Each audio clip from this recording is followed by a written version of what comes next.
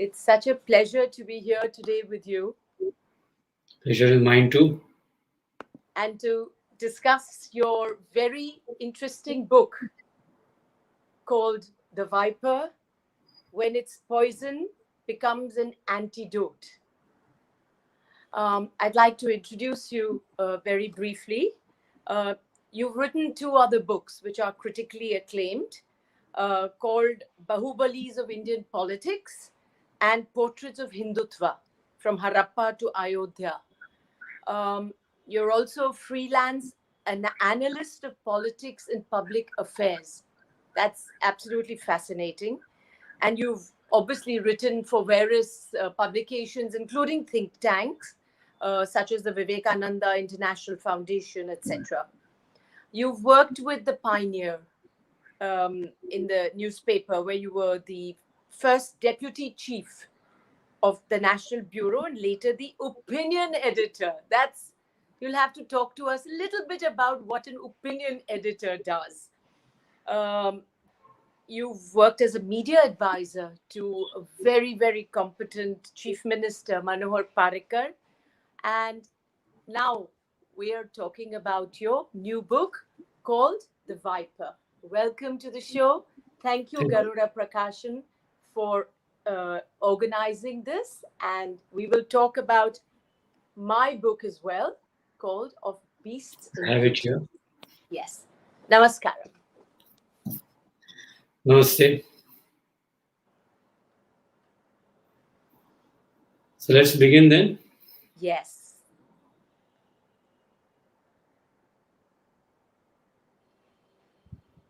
So I'll just give you. In fact, you asked me about my role as the opinion editor. So Yes. I'll just quickly tell you Yes. that every newspaper has an edit page and an op-ed page. Some newspapers don't have an op-ed page, but they do have an edit page where you have a column where the opinion of the newspaper on particular current issues are expressed, and then those are the edits, sometimes one, sometimes two, sometimes three. And then you have analytical articles by columnists, etc. So as an opinion editor, I was in charge of the edit page and the op-ed page, select the articles, and make sure that we get all opinions, as many opinions, diverse opinions as we could on those two pages. Now, besides that, I used to also write the edits on a virtual daily basis, and also occasionally do write my own columns. Now, the subjects varied, as you know. On an edit page, we cannot just have just the political issue that we need to comment upon on a particular day. It could be political, it could be economic, it could be governance, it could be cultural, whatever. So we were like, jack of all trades and master of none, actually. So, so as journalists, we prepared ourselves, and as an opinion editor, that was my responsibility. In short, the good thing is that I got to read a number of articles by experts, by commentators in various fields, and that helped me broaden my own horizon and understanding of issues which otherwise I was quite ignorant of. So that was a good thing, and that was my role basically as opinion editor.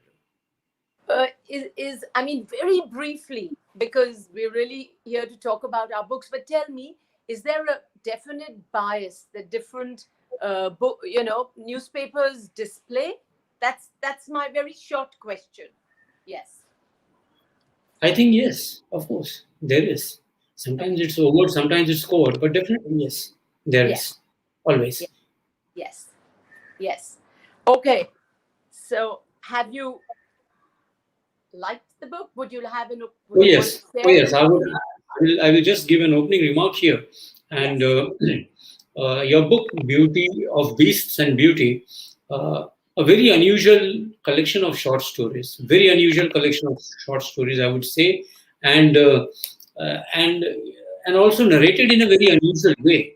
I mean, I have read very few short story writers in the country, and I don't think there are too many short story writers from India who very active, and certainly they have not been writing in the way that I have seen in this book.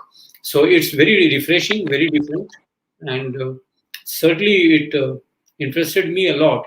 Also, the novelty of the themes that you selected. There is an undercurrent of a certain theme running throughout your stories. We will talk about that later, about some of these stories.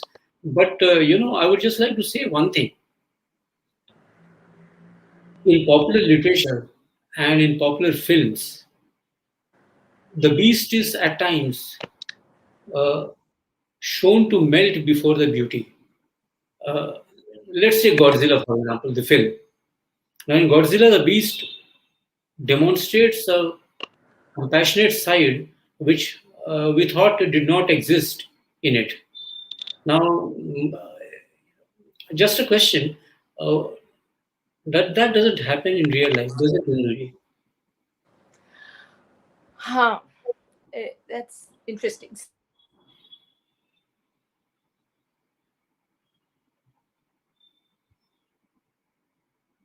Your audio is not there. Hello, can you hear me Yeah, now? yeah. Now I can. Now I can. Okay. So, what has happened in this sphere of, um, you know, beasts melting? Um, it my view is that what is it about um, a conventional beast that makes for beastliness? It is a certain lack of humanity. It is a certain obsession with one's own pleasures. It's a certain obsession with and a real great carelessness about the other person. Um, where in Godzilla, for instance, you talk about the beast melting, um, that perhaps the um, breakthrough is happening because, but does it permanently change Godzilla?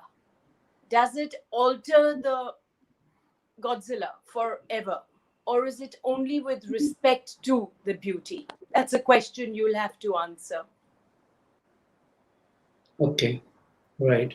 So the change in Godzilla also came because it felt a certain sense of confidence in dealing with the beauty here, to that extent. So you're right that if you remove the beauty from the picture, the Godzilla is back to its own inherent nature,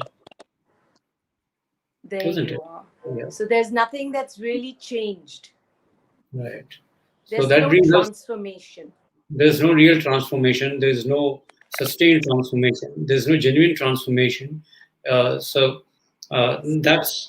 of course, we don't come across that stage in any of your stories which features beasts. So that's really more of an academic thought than a reality. But as I said Correct. earlier, it doesn't really happen in real life. I mean, if somebody with those kind of traits and characteristics does not overnight change for good. So, I mean, we've tried to, actually, I was thinking when I was reading your book that even though it is about such a different field, it's Hmm. about geopolitics, it's about politics in our neighborhood. It is about some real experiences that our country has gone through, which, of course, you have Hmm. fictionalized. It's about a recent history in Kashmir, but with clearer players and with clearer outcomes. Um, Briefly, as you start, a terror group has kidnapped the Union Home Minister's daughter. That rings a bell. Demanding release of hardened militants. The Prime Minister, who again is such a wonderful mix of different prime ministers. You've used your liberty as a fiction writer to give people personal characteristics that can belong to many people. You've created a prime beast of a prime minister. Anyways, so The PM is unsure in your book who to turn to. Whom does he turn to? That's where you bring in somebody who is known as the Viper. The Viper is, of course, a quixotic character, which we will talk about a little later. But I was really intrigued by your cover because it shows a chessboard with mobile soldiers in the front lines and stationary, looming king, queen, knights, bishops behind. Very nice. Um, Now, the question is, are the soldiers pawns? And let's go back to your story, where there is a kidnapping happening. Has that kidnapping happened on the behest of somebody? Is there a bigger force behind it? And now what happens after that? So, you know, back to my book. So, when I was thinking about your book, yours is Cloak and Dagger, which is just the way mine is Beasts and Beauty. There's a lot happening underneath in the dark. That's correct. That's correct. That's the. There are commonalities. Yes. Now since you spoke about the similarities in the characters that you came across in the Viper, I would say that without necessarily pointing out to real life characters in your book. I mean, you cannot pinpoint a particular real life character in your book, but I suppose they are there in every lane, every road, every city, every village. These people do exist now. So I was wondering that whether these people who exist in all strata of society, uh, the people, the beasts that you have categorized, and so there is of course the moral and ethical dimension to these stories that you have written, at least to the conclusions. Now, we can get into that at a later stage, or we may not get into that later on. Keeping that aside, the beauty, the beasts, and the beauty, and the stories that you have narrated around them, these stories actually have two very clear uh, parts. The first is the exploitation, at least in most of the stories, not in all, but in quite a few. The exploitation, and the second is the retaliation. Now the exploitation happens, and when I read those stories, I could not think of person A or person B or person C in terms of names, but I would say that these are very sort of familiar stories in terms of exploitation. They do happen, we know that, and it's not limited as generally believed. It's generally believed that it happens only in low income groups or with women who are not financially independent, etc. It happens everywhere. So that was one part. Now the second part, of course, is the retaliation. Now the retaliation to me was a little more interesting than the exploitation, because exploitation, as I said, we are aware that it happens, but does retaliation happen like that? And how often does it happen? And then, of course, I would like you to answer these questions. And coming to the next, and if it happens, if retaliation happens, then what happens to the moral and ethical dimension of that retaliation? That's lovely. So, yes, um, the whole trajectory of any of these stories, of which, let's say, 7 stories out of the 13 have, clear demarcations about the good, the bad, the beasts, the beauty. Um, so the perpetrators are, let's say, people who you said are familiar. You're curious whether there is, the response to the perpetration of the violence or the beastliness is something which is common as well. So, just a little background. Um, these stories, actually, many of them have been triggered by things that have happened around me, not to me, but around me. Um, in fact, some of them are triggered by um, the stories of that I have heard about beasts, and I mean animals. For instance, the story which is the leopard files. Hmm. It Yes.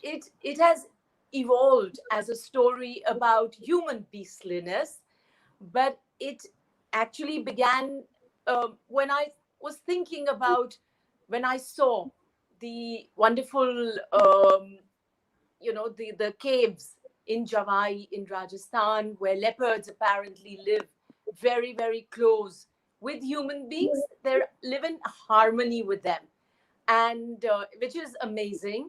But apparently, it's not uncommon because the leopard has been left unmolested.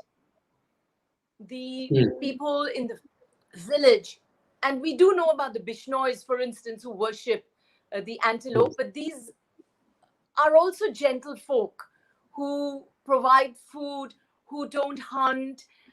The beast has forgotten his natural characteristics. So when I was there on a safari looking for leopards, we were all scared, because we know leopards means wild animals. Then we heard this beautiful story, and then I saw this lovely Shiva temple standing on top of a chattan, and it was obvious that the Purohit there is coexisting with these animals. And that's how that story actually wrote itself. So, which is true about most of these stories, that some part of it has, so maybe the outcomes that you're talking about, the response that you're talking about, is something which is organic. It's maybe it, if it hasn't happened, which is untrue, it should happen, Yeah. So that's and where the moral and ethical issue comes up. yes. And then you asked a question, and what happens to the moral dimension, or what happens to the practically moral, perhaps you mean the law and order dimension. I think, is that what you probably Yes, referred that's to that. one. That, So that, that honestly,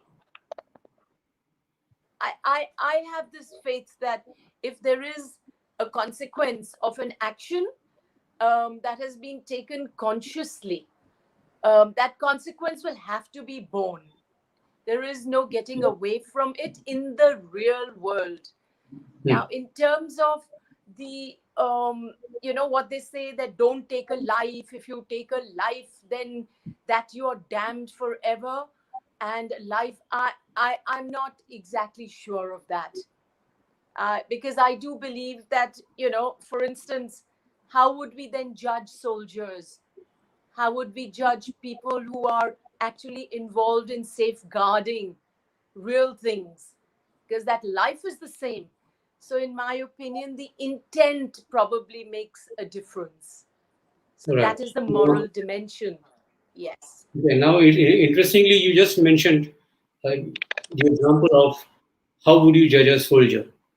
Now, in this book, in my book, the Viper himself Yes. does a number of Yes. things. You know that if you Yes. weigh them, you weigh those actions and decisions on a scale Yes. of sort of morality and ethicality, then he's going to definitely fail. And Yes. so therefore he does things. He plays games. He plays those chess games. He plays those mind games with his opponents and brings them on their knees. And he uses very devious means to that, to get to that. Yes. So there, I think yes, uh, yeah, your protagonists were probably pushed to the wall, and in that moment they did not know what else they should do. Uh, should they depend on the official machinery for justice? What would that entail? How would they be treated themselves? In the course of the entire issue being played out, probably in the public domain, or should they just settle it themselves? So that must have been a dilemma.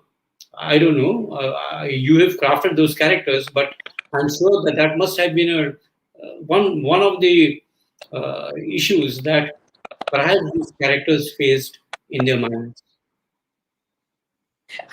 But I did not have to grapple with that.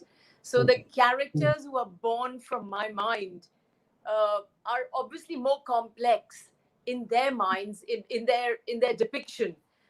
So this is something which probably will have an effect on their lives beyond.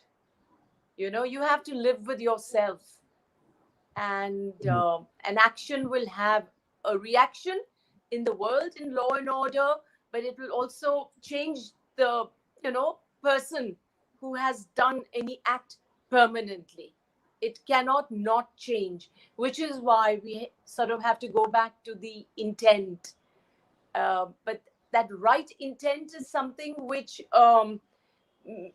not easy to arrive at. If you want to draw a parallel, look at the Gita, where such a large updesh was required to finally move people who had been pushed to the wall, people who had in every way had terrible things done to them.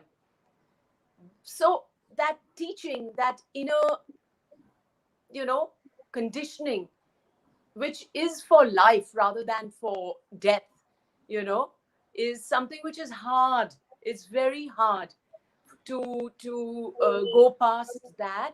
And I honestly believe that there's something about the Indian character which is gentler. It must be a result of the way we live or our past. So yeah, that's my belief. Okay. Now, I think if we dwell too much on the morality and ethicality, then we will have to dump people like Chanakya too. So, so Yes. now I was just wondering, you're just reading one of your, actually, among these, there is this story, Hamela Ahe. He's dead. Huh? Yes. Now, yeah, Yes. I found it very, very interesting because it was very, Yes. even for the standards of unconventionality that you have projected in the other stories, this stands out even further. Because here we will not get into the climax of the story, because then the fun will be lost. But here Yes. there is no apparent crime in a sense, Yes. and yet there is an action. Yes. So what went into your mind when you were crafting this story? Because Ha, as I said, so isn't this like life, which is full of things that happen to you, which you may not have actually consciously set into motion.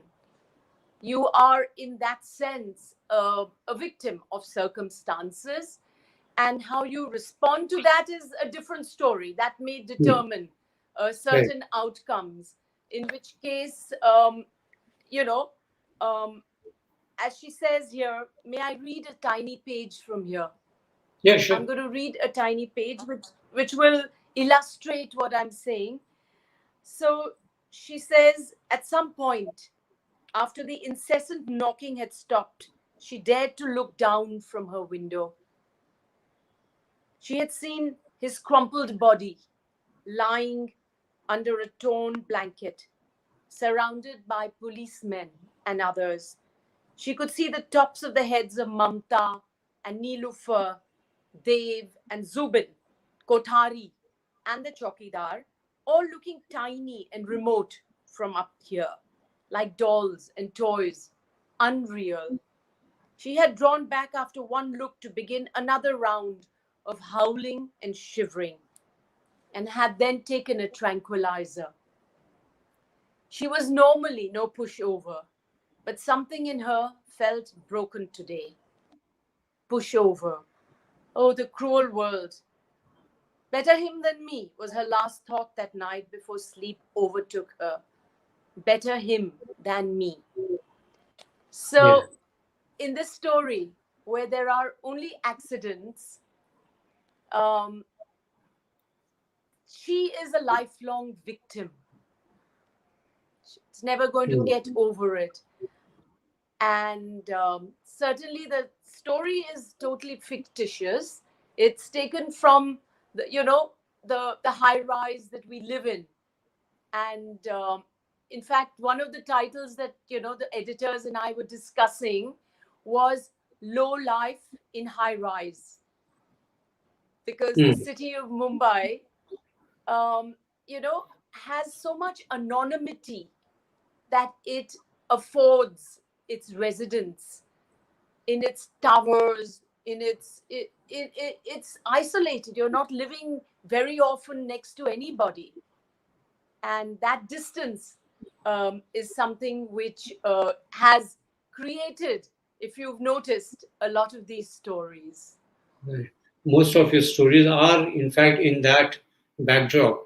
Now, talking about Yes, events that you have not foreseen, events that suddenly happen, like you gave the example of this story, uh, a yes, similar, a similar unforeseen event also happened in this story titled Sculpture, isn't it? Now, there it was very yes, different, yes, right? So, certain events which the protagonist had not sort of anticipated came in the way. yes, And yes, it was an interesting comparison between yes, between a real life, a breathing body, and a log of wood. yes, You are trying to yes, here you were trying to create life into wood through your sculpture, and on the other yes, side, the life was, or at least part of the life, was ebbing out of you. yes. So that also I found rather interesting in your And among that your story. story, for instance, has been created totally from a different platform. And Mm. I'm sure you too, when you write here, in your I think on one of your in the forward perhaps, or on page 10, you've written that you started with reality, you Yeah, started with the world around you, and then you let the story fly. And what happened after that was something which you know it just happened. So as I began, I'm quoting from your book. This mm, is page 10 in your author's note, where you say, as I began writing, neither the end nor the middle was clear. that's true. I only had the kidnapping incident to make a start with, but Mm, as I progressed, I got ambitious, much like the book's protagonist, Rudra Patnaik, the Viper, and reckoned that a mere resolution of the abduction incident would possibly be a tame end and incomplete. This is where the second part of the narrative kicks in, heralding developments beyond that incident. So we're actually talking about a creative process where you plant the seed, but what sprouts, you're not completely sure of. Would you like to share your thoughts on this?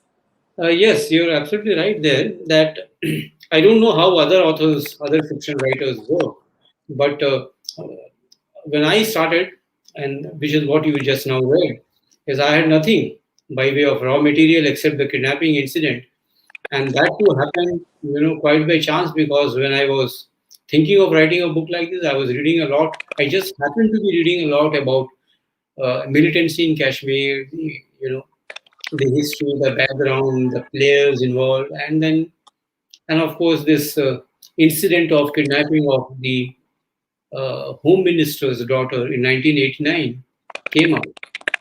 So that is when I thought that why not begin with this, and then let this story evolve as I go along. Now the first 6 or 7 chapters were clear enough, at least for the first 4 chapters were clear enough.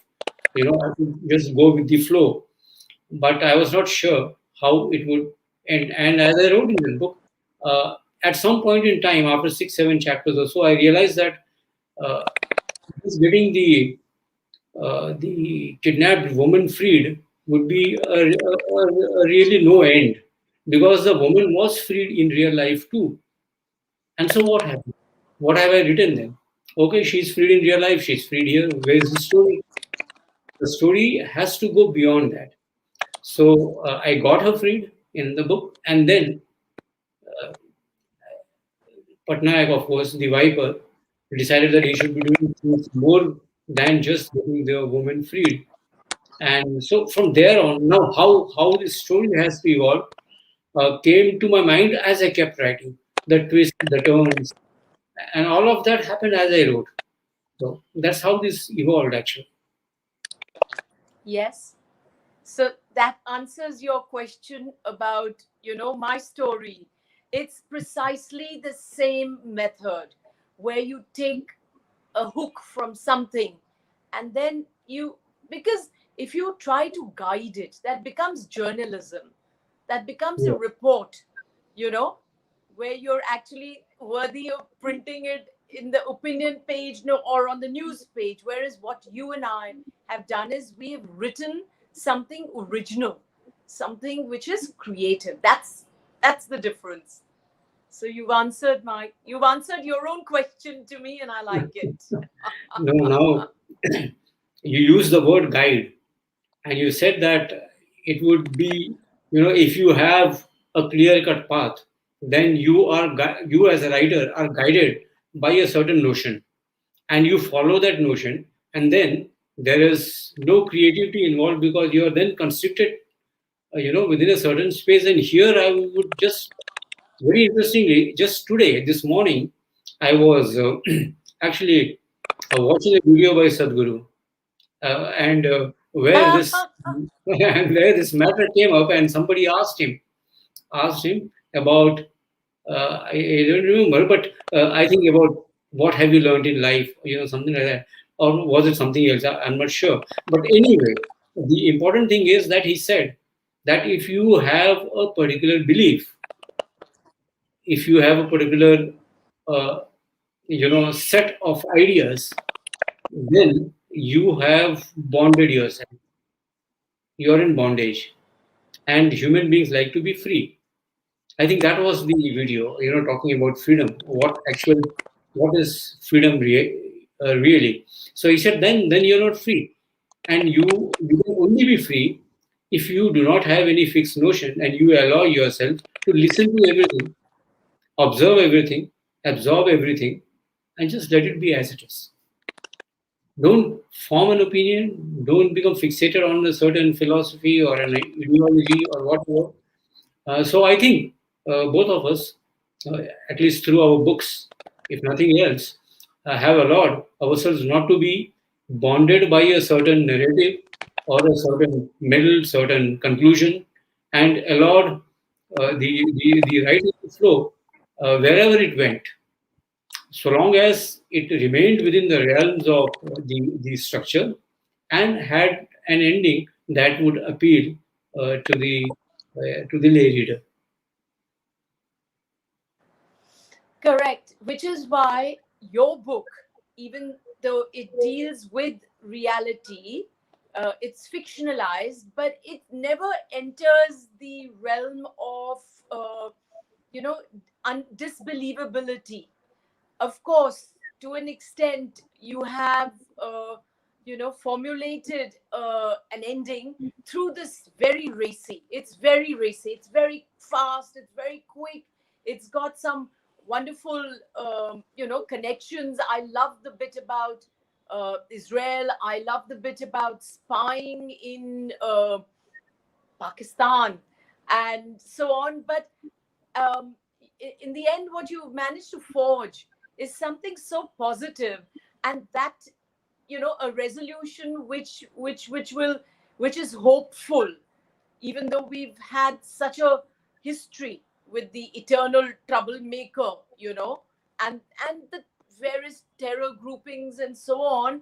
Um, but you managed to forge an ending which has positive hope, because it, that can only come from the internal churning. You're Hmm. not trying to show anybody as bad, but this is the reality, which is that things do change. There are cycles in nature, there are cycles in politics, and so on and so forth. Um, but of course, I think somewhere where you said on page 86, may I just pull that out? You have said that this is regarding the taking down of one of the protagonists, where you've said that that when you take down one person, you know, the replacement is very often more dangerous, which means the known person against the unknown. This is actually page 160 of terrorists, that if you eliminate one, a more dangerous one takes his place. Do you believe, I'm going to bring you into the present, do you believe that the current China, Iran, Afghanistan scenario is likely and more dangerous than Pakistan and America? Binduji is like this. Pakistan is a known foe, and at times it's an enemy too, and an adversary at all times. So, and that's one thing.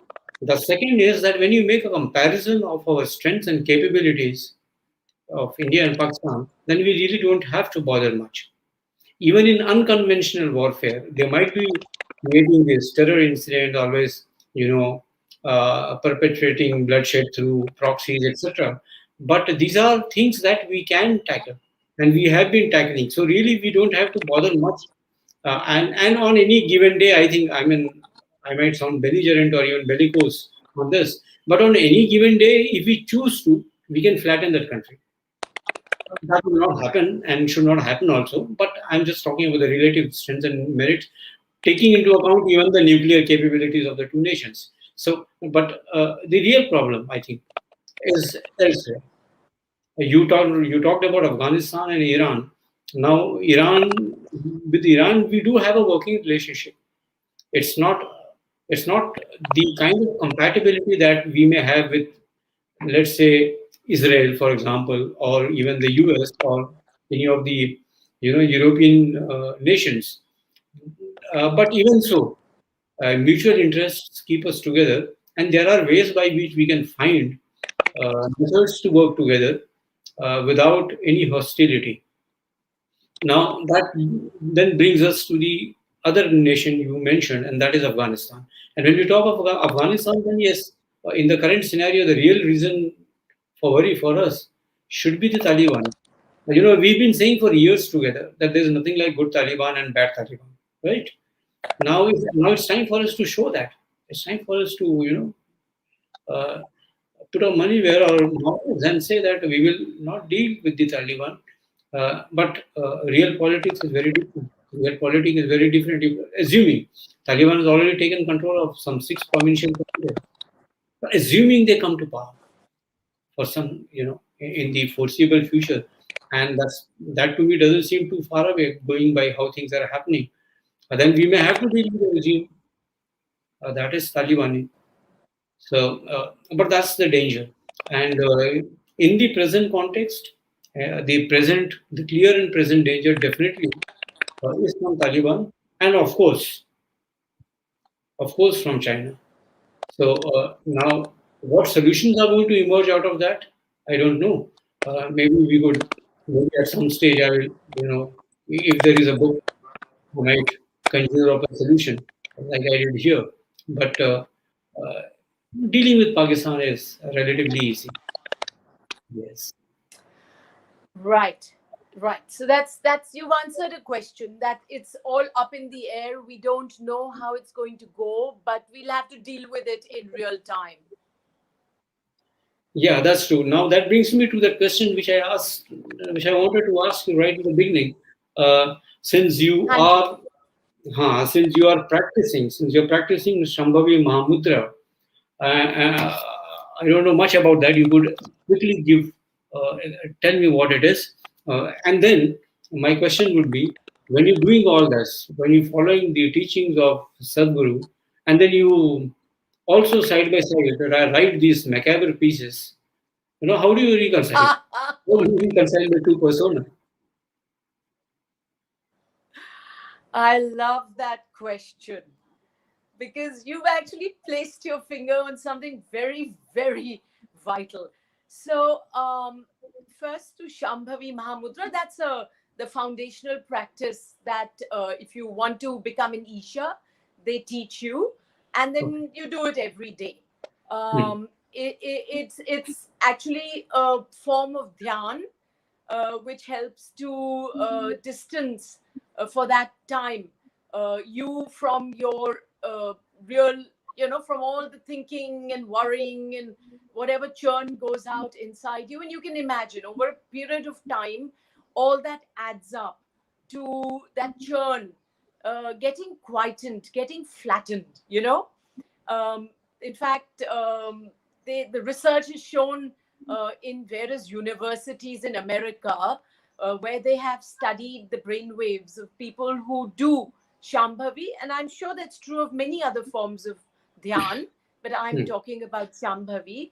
They have studied that the kind of highs and lows, the troughs and the peaks of your brain waves, which are what causes a lot of volatility in a human being. So those get flattened, which Okay. allows you to be equanimous, which allows you to, take what comes to you because you can't determine what's coming to you from the outside world.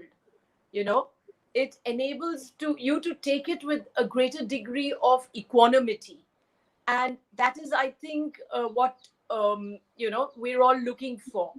um, and honestly, um, I would say, when you said how, or what the other side, the split personality, which has written this book, in which there is a significant amount of macabre detail, that split personality actually, I fully realize, um, can exist because of that stability or that inner core. And please, I'm not trying to say that I have arrived anywhere. All I'm saying is, in an attempt and in the practice, I have become far more equanimous and able to look at things which are very uncomfortable, in a manner more objectively.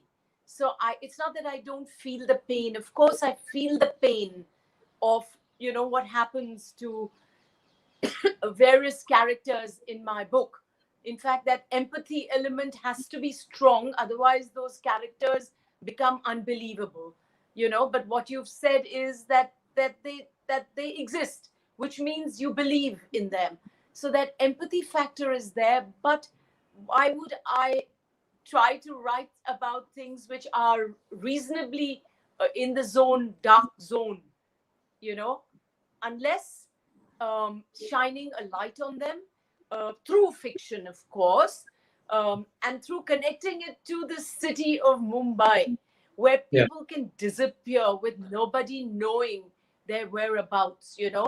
The anonymity of the city allows different behaviors, etc., to exist. So social mores are far less in controlling, succeed far less in controlling the behavior of people because they're in isolation. There are families, but there are so many people who are, literally on their own. That structure, to an extent, of course, in my book, the family structure is a little bit worn, shop worn. It's frayed at the edges. Some people are not part of it. So I hope that answers your question about the split personality. Yes, and my last question to you, from my side at least, is that did you encounter Thank you. anyone, someone whom you know well, your family members, your friends, relatives, who turned around and said, "How could you write such stories? You're not like that. How could you think of these kind of stuff, this sort of stuff?" Did you encounter people like that? So publishers, for sure, when I sent the books, the synopsis and the chapters, to publishers through my agent, um, there was always this question mark that why Hmm. are you writing stories that are dark?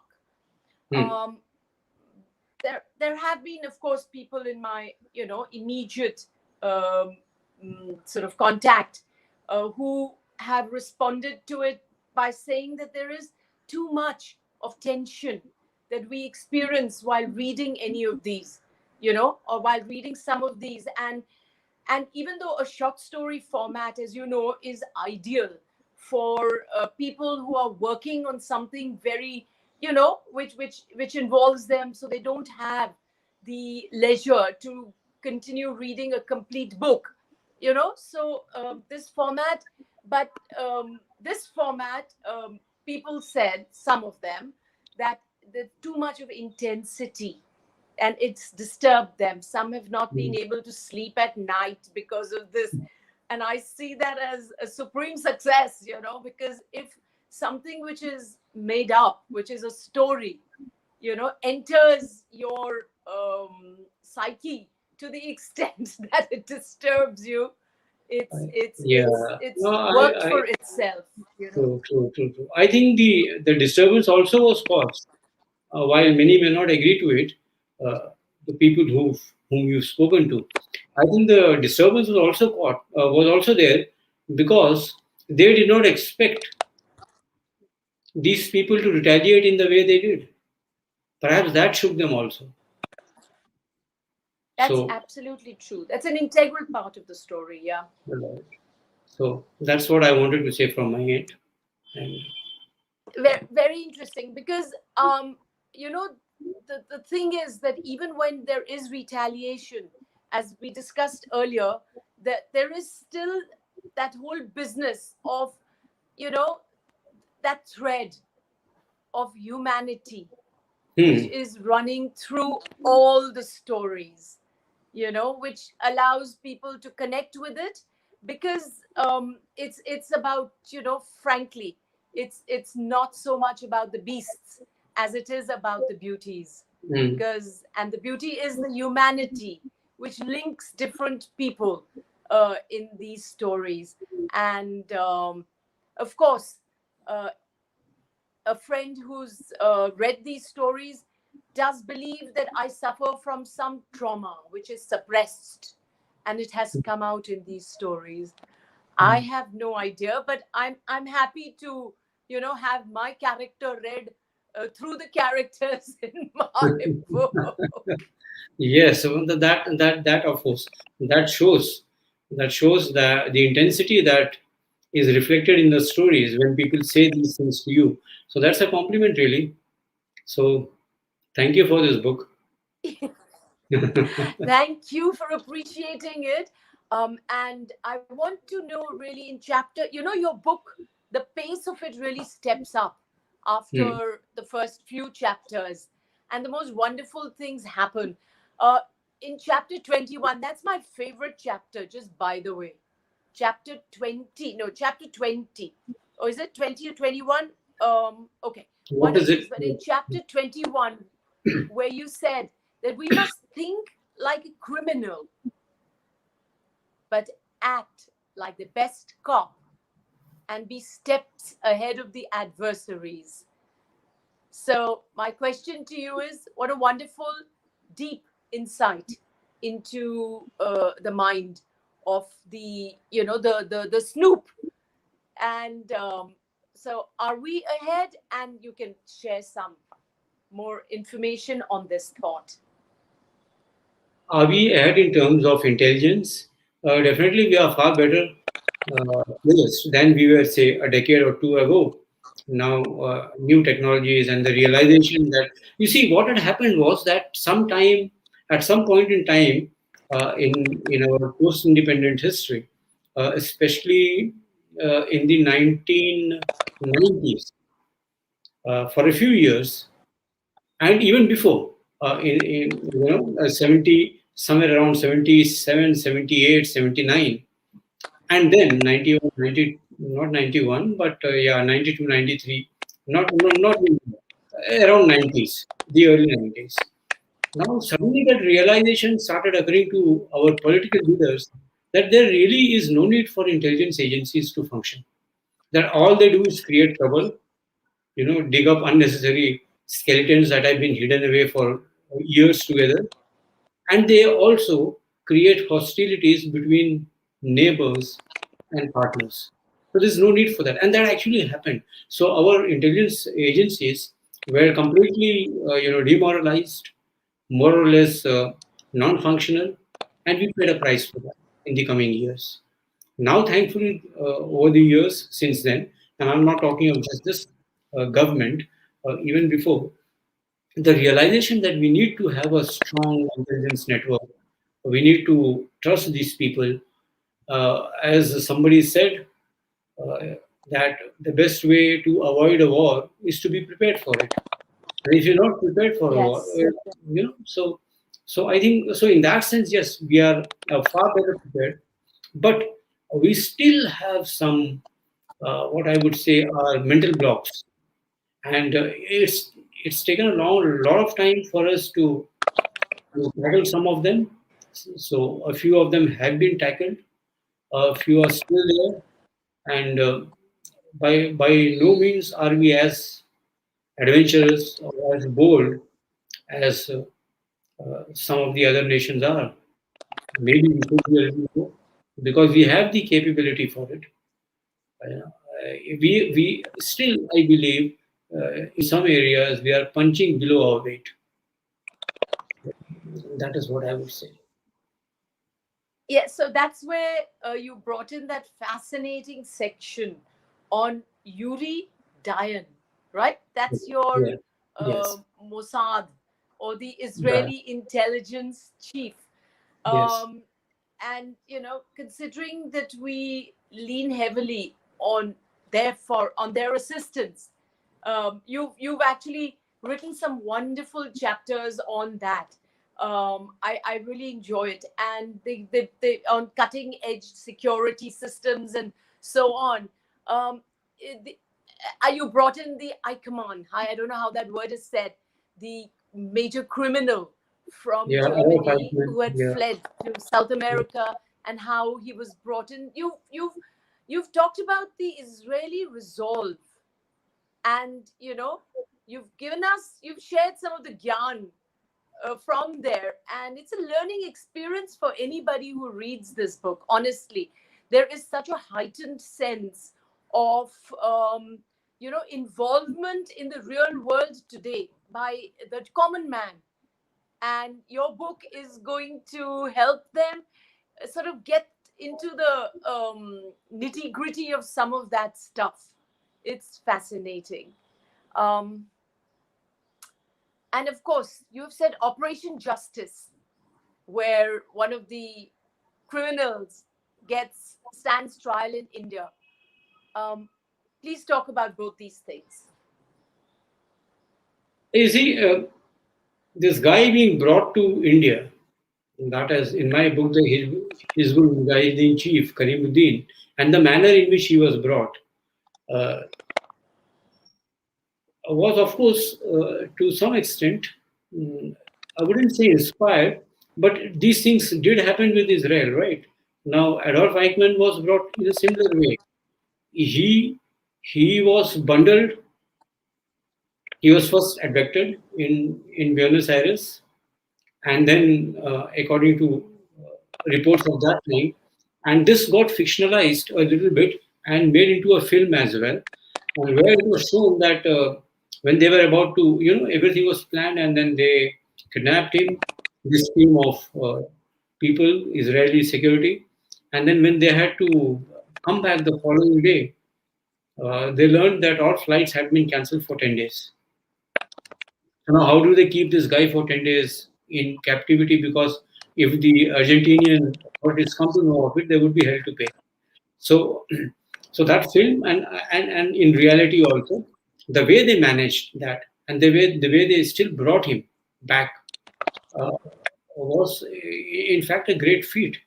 So from there, of course, a little bit of an idea came that, and the whole purpose there in doing this Nazi criminal was that he should be tried in a court in Israel, and the people of Israel must know that this man is being punished on Israeli soil. That would be a real, sort of a closure to whatever else. Yes. So, which is how I got this guy also back here, Oh, and right. so to stand Right. trial in India, Yes. to stand trial in India, yes, Yes, yes, yes, yes. That's fascinating. But we've got about 3 or 4 minutes. But I'm sorry, I have to ask you this: what on yes. earth is this Pegasus business? Because that's about serious snooping. It's about getting into people's, phones and catching every breath that they take. Um, Without giving away state secrets, which I don't know, of really, but Yeah, would no, you of course. please just I have share no. with our listeners something? I'm as informed about the issue as you are. Uh, you see, ever since I 3 years ago, ever since I began writing books, fortunately or unfortunately, I have deviated from sort of contributing articles, etc., to various places. And that actually meant that I started taking lesser and lesser interest in current affairs. Not reading as I don't have to write about it. So, Right. so that else I would have probably, read a little bit more and learned a little bit more about this whole Yes. affair, even as a journalist or Yes. as a commentator. But from Yes. so my knowledge is really limited to what you hear on television, which of course is pretty little and cannot be trusted, and Cannot newspapers be trusted. and newspapers, most of whose writers are as befuddled as you and I are on the issue.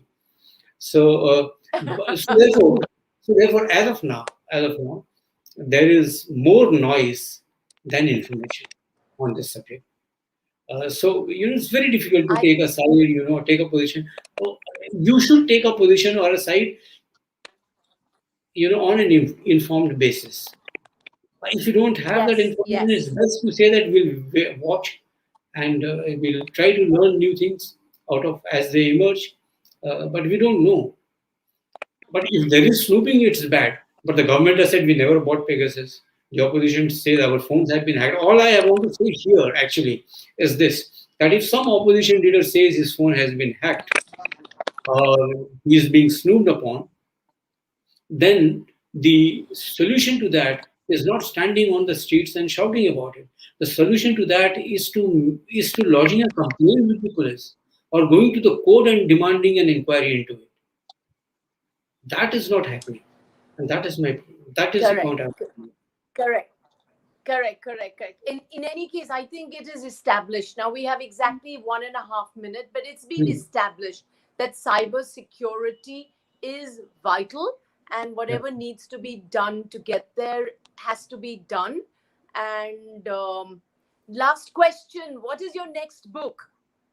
My next book, in terms of fiction, I have not yet decided. I do have something in mind, but I have not started work on it, unfortunately, because I have a few other commitments right now. I'm working on a book of non-fiction. I'm co-authoring it with somebody, so that should be out Okay. sometime. Yeah, so that should be out sometime in August next year. So I'm busy with Uh-huh. that. I'm busy with that. So Right.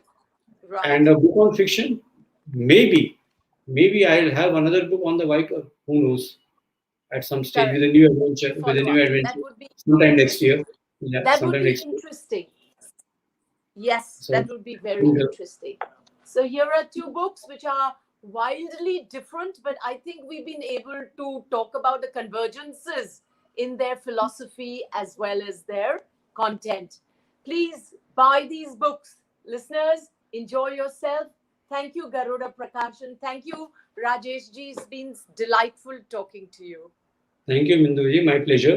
It was fun, and I'm sure we stumbled upon things that we never thought existed in terms of conversions in the books as well as the dissimilarity.